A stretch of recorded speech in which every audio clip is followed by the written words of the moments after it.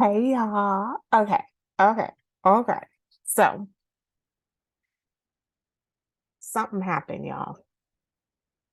And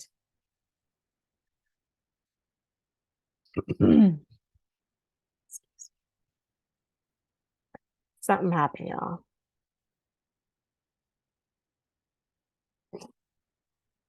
So on Friday, I noticed that Abbott Elementary was trending.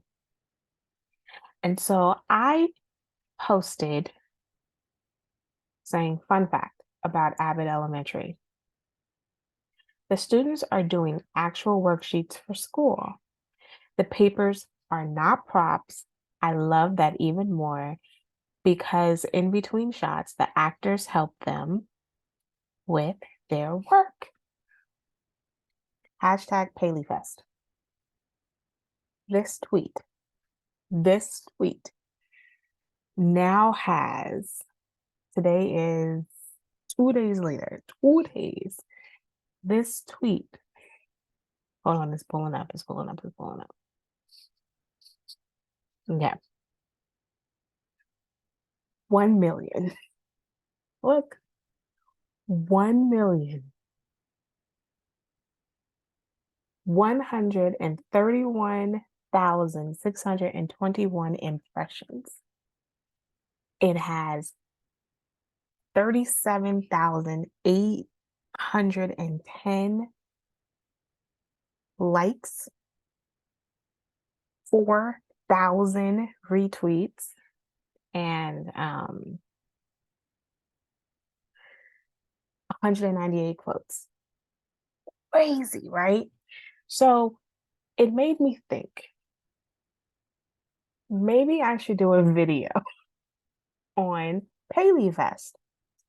So I wanted to show you all what this is because I was like, I don't think that people are aware of what Paley Fest is. And so I'm gonna share my screen. I'm gonna share my screen. I'm gonna share my screen. This is Paley Fest. Okay. And so the thing about Paley Fest is that they have, I don't know, well, they have events in LA for sure. And I know they have events in New York. I don't know if they go in any other places, but the cool thing is like it's you can attend. Now I pay a membership of like $90 a year, I think. Let me see, because my Paley membership is up. Um, actually, no, it's $125 a year. So it's a little pricey. And you'll get to see events and you can buy events going to um, both either in LA or New York. And what they do, and this just shows you, let's look at these.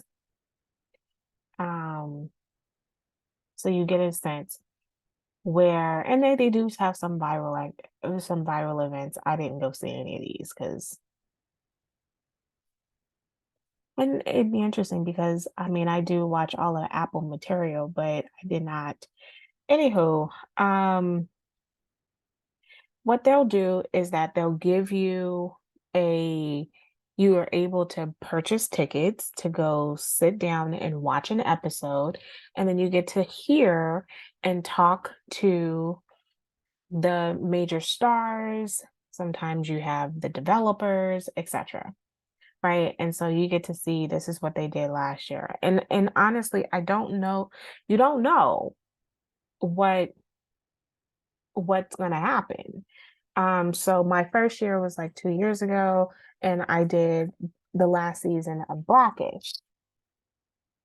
The crowd was pretty um small. Okay, where is it located in LA? Okay, so it is located in, it used to be the Kodak Center, the Kodak Theater. It's not. It's now the Dolby Theater, and it's right across the street from Jimmy Kimmel's show, which is located in Hollywood, which is on Hollywood Boulevard in Highland, down the street from, I think that's Beverly Hills High. No, is that Beverly Hills High? No, it's not Beverly Hills High, but it's down the street from the Hollywood Bowl.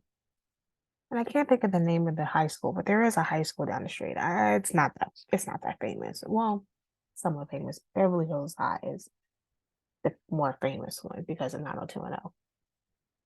But anywho, it's where the Oscars are.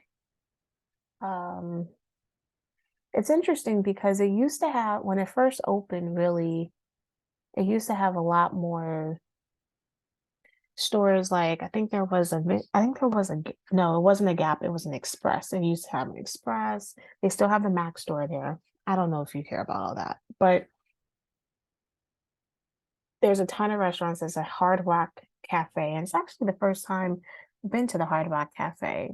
The food and drinks is not what it's cracked up to be. I think I would have preferred to have gone to California Pizza Kitchen, which California Pizza Kitchen is also is in the same space. I actually like the area by far, because I don't like the area, but I mean, I like the setup of the Dolby Theater because you can park underneath. There's a hotel right behind it. Like you can, I mean, they're almost attached if they're not attached. And before all of this opened, parking was really difficult. I mean, it was a very tiny little lot right behind, because right next to Jimmy Kimmel, because Disney owns, okay, Jimmy Kimmel's building used to be a Masonic temple, and you can tell because the Masonic symbol is right on top of it. But Disney owns that theater where their night show was filmed only. And then right next to that is the El Capitan Theater, which is actually pretty cool. It's just the seats are still outdated, but everything else is pretty cool. It's like a two-story theater, and they have special engagements there, and then there's even a Disney store kind of attached to it. Um, it could be a little overpriced, but for what you're getting, because it's not the comfortable seating, but you're there for the experience. So they'll have like a theater show. Sometimes they may have, it's worth it. And then you can actually buy um their big box of popcorn, which they don't sell large boxes of popcorn anyway, but so it's pretty small in comparison to if you go to a regular theater. And they only show one screening at a time. I mean, you should look it up, El Capitan Theater. And you can get it as a package where you get popcorn, a pretzel, and a drink, like $22 or 20 under 30. And then, so years ago, before that was built, I mean, you had to go in the back and then you have to possibly try to park on the street, which is not good. Very difficult to park on the street. And then it was parking behind, and that was such a small, itty bitty little parking structure. So when Dolby Kodak was built, it was beautiful because I think there's like 4 stories of parking underneath. Like it's really deep. So it was good. It was good. And you could just walk across the street. Anyway, at the Paley Center, and an interesting thing enough, if you ever go, Dolby has 2 ticket entry set parts. You can get inside of Dolby from 2 pathways. This is also where the Oscars takes place.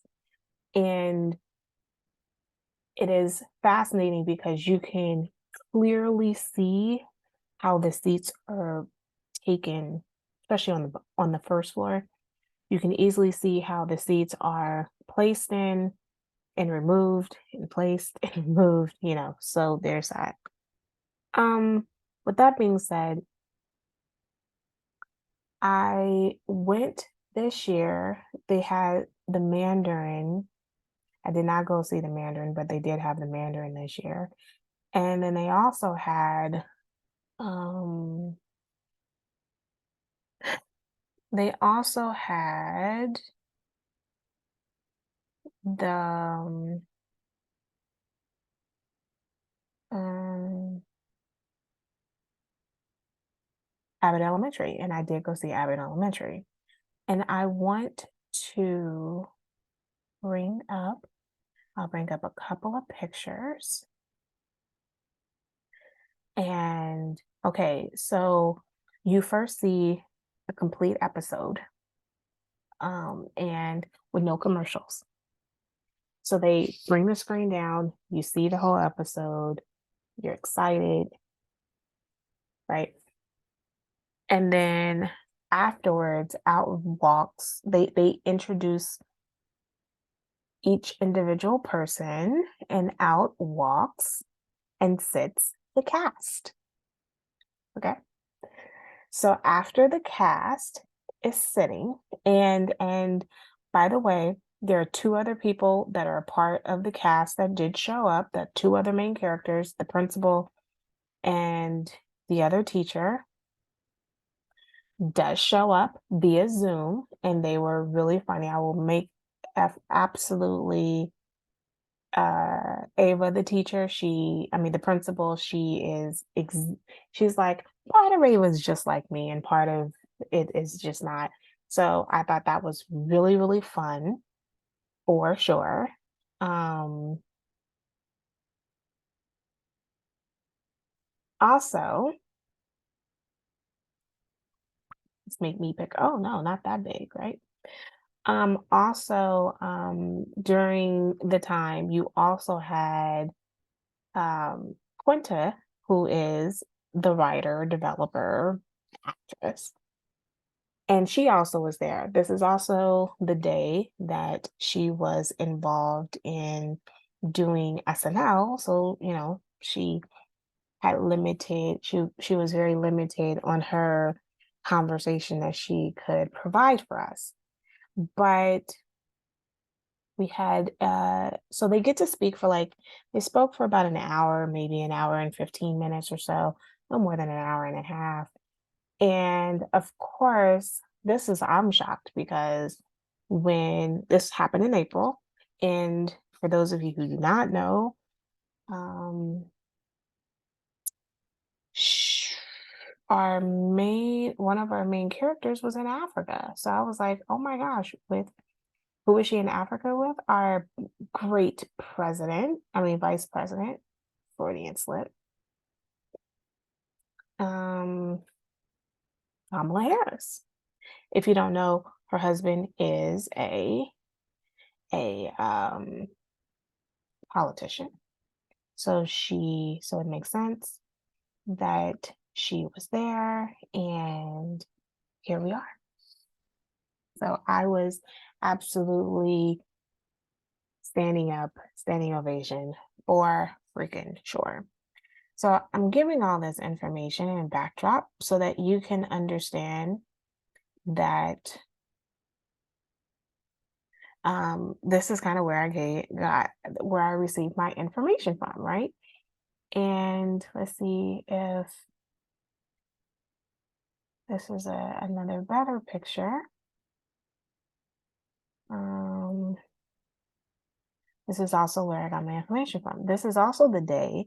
Okay, so let me go through all the information that was shared at the Paley Center. This happened in April of 2023. So there are some tidbits that they shared, and I'll just keep it like this for a while. There are some tidbits that they shared during this entire time. And I want to share that. And let me see if,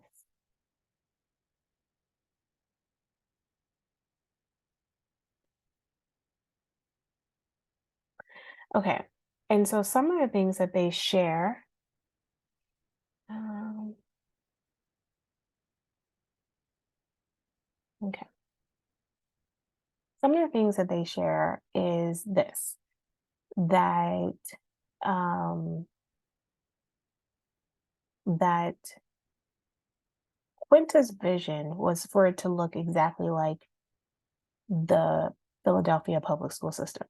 And in order for that to happen, you need a great deal of diversity. And so there was a bit of a pushback on the fact that they just did not have that many Black students, Black actors for kids. And so Quinta was like, we need to go find some. And so she went into predominantly South Central, Carson area, Compton area to find, not exclusively, but some of them who are not child actresses and actors in order to cast them. And she was absolutely successful, which I think is even more astounding, right? That she was able to cast a great deal. And so if you see that the cast, the children, the school is pretty diverse. It's not a predominantly white student body, which is not the type of Philadelphia school district that she is familiar with. All of the cast explained that she pays attention to every detail. She is there in person quite a bit, not just talking, not just, kind of showing up. And I'm not criticizing other people. And I hope she stays this way because there's been other shows that other things have taken place where they were heavily involved in at first and then they stopped being heavily involved. And things did not go as well when they stopped being heavily involved because they were getting blamed for from some things that did not happen so well and because their names all over it.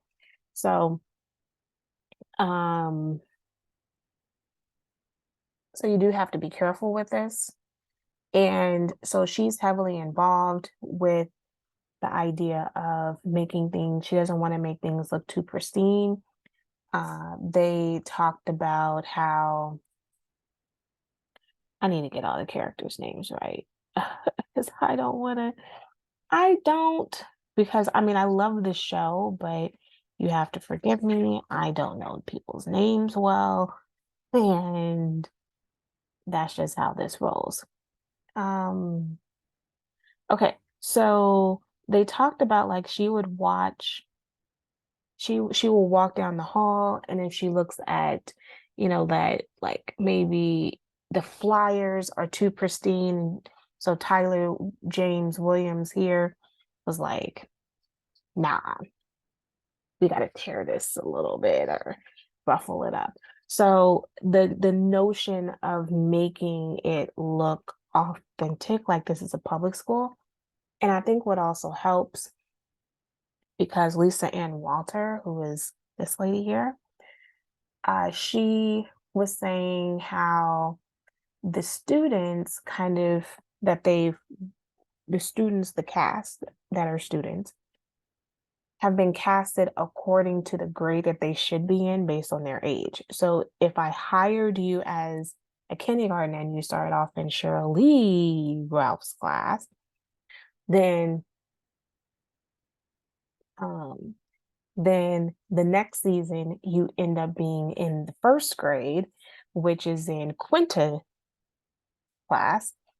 And then the second time, I think you're in the second grade, which, if I'm not mistaken, is Lisa Ann Walters' class, and you stay there for 2 years. And then you end up in Tyler James' class, and then eventually you will end up in Chris Perfetti's class, right? And it's just this concept of having them kind of grow with everyone that I think is really, really a really phenomenal idea because then the students are even more so captivated with thinking that this is a school. And so Tyler explains his whole life has been growing up on sets, and so he had like this 4.0 GPA and everything, but and he was saying how all of that learning on set and seeing how what his teacher did, the level of balance that she was able, and that taught him this level of balance that is necessary. It's a life skill, which of course, absolutely, which is something that I think that a lot of people forget, the life skills that education does teach, right?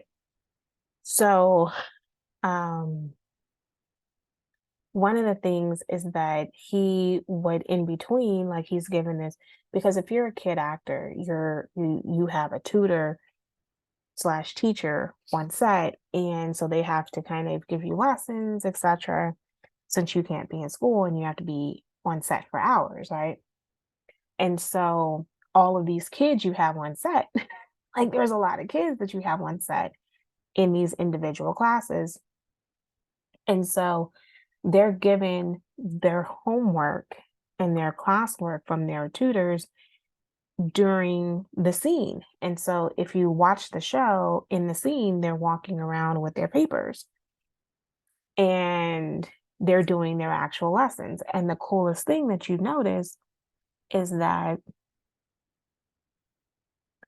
the actresses and actors, they're actually, the kids are bringing up their work and they're like, oh yeah, okay, I know how to do this. Like, so there's some genuine moments in between. So the students, these little kids, I imagine even more so the kindergartners, absolutely call them by their stage name and not by their real name, because they really do look at them as more like teachers.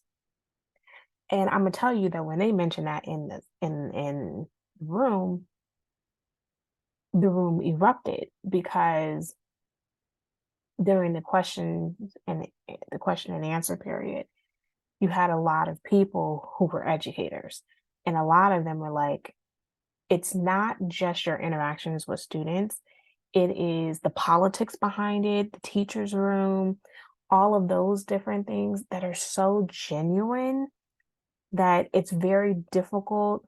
It's very amazing to see how this translates on camera, because you're like, this really does feel like what it was like when I was in school. And so, or when I was a teacher, just like, I mean, one of my favorite episodes is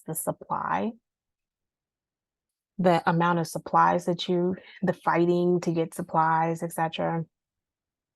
And I guess I can stop share. The fighting to get supplies, and you're like, and you're hoarding supplies, or the bathroom. Like, I never taught in K through 12. Well, I mean, right now I'm teaching in high school, but I'm only teaching a college class in high school. But and I would say, I'm not gonna say the name of the college, but one college I taught at, it was like there's only one or two good bathrooms. So like I'd walk across campus and I wouldn't tell people about which bathroom was the good bathroom because I want to keep it the good bathroom. But my mother was a school teacher, and she would always give me the key, her key, to be able to use the good bathroom. And so like just even that little fight of what's the good bathroom versus the bad bathroom versus, that is was hilarious. And then the fight over school supplies and people hoarding school supplies, um, going down to my mother one time took me down to the district. There's the district has a huge, I'm not gonna say the district, but the district had a gigantic warehouse full of school supplies. And because the school district has to, in order to make sure that they get their same allotment, they're going to spend money on a bunch of school supplies. But the thing is that your school has to kind of request it. And so sometimes the school doesn't always fully request it. So teachers are going out and buying school supplies when they really don't have to. You just have to ask the right questions and talk to the right um you have to ask the right questions, and you have to talk to the sometimes you have to go above the principal's head in order to be able to get your school supplies because they're just sitting in a warehouse. They had this they discovered this with LA Unified School District couple like about a decade ago. And I was like, yeah, I mean, I've been there, not to LA Unified School District, but to another school district. And I was just like, yeah, I've been there. They have ample, like almost anything you need that just goes sits there for dust. So I'm sure that every school district has that. And if you think that your school district doesn't have that, you're lying to yourself. You just don't know it. Anyway, um, what else was the janitor, Mr. Johnson? He wasn't supposed to be a reoccurring role. He was supposed to be a fluke, but his comedic ability to kind of interject words at the right time that made everyone laugh. And if you notice, that happened in the first season, and I think that they were doing like they were in the first season where they were all sitting in the room together. There was like this outburst, and that triggered them to make him a reoccurring character. And to me, he's one of the most beloved characters. Love him. And I'm gonna be honest, even in my space of being a college professor, the janitors, the mailroom clerks, they get overlooked. The groundskeeper, and they really shouldn't. I actually had young a fellow colleague. He was so rude. He was just naturally rude. And one of his biggest complaints was against the janitors and the and the mails room. And I was like, well, you complain, and that's why you never get your mail. Or he'd get his mail really late. And whereas I was like, you need to be nice. And he was, I was always getting my mail like as soon as she'd come out and look for me on campus. She'll like she wouldn't even send it to my department. She'll hold it for me and let me know, hey, Elizabeth, got your mail. Like, I mean, she was just such a good person. She's retired now. And then the janitor, there was this one janitor, there's two, both of them really nice. One of them um, took my class once. And so every time I saw her around campus, I was like, what we doing? What we doing? And are we done yet? Are we done yet? And the other one, he had his own mixture of cleanser. And so it's like I knew when he cleaned something because he had the best mixture that had the best scent. And he was at first just a temporary person, but I was like, I'm not gonna say the president's name. Y'all need to make room on your budget to keep him going because first of all, the areas that he cleaned are always spectacular, and the scent was amazing. Better than Pine Sol. I can't even tell you. Like he should bottle it and sell it. Like it is fabulous. And yeah. So we and they would make sure that what classrooms are you teaching in, Dr. Craig, Dr. Walker? And I would be like, well, I think I'm in these classrooms are always good. And so the concept, they are the backbone, the way they're always around when you need to open up a classroom. Sometimes they're fast and they're much faster than security because security sometimes can take forever or may not show up.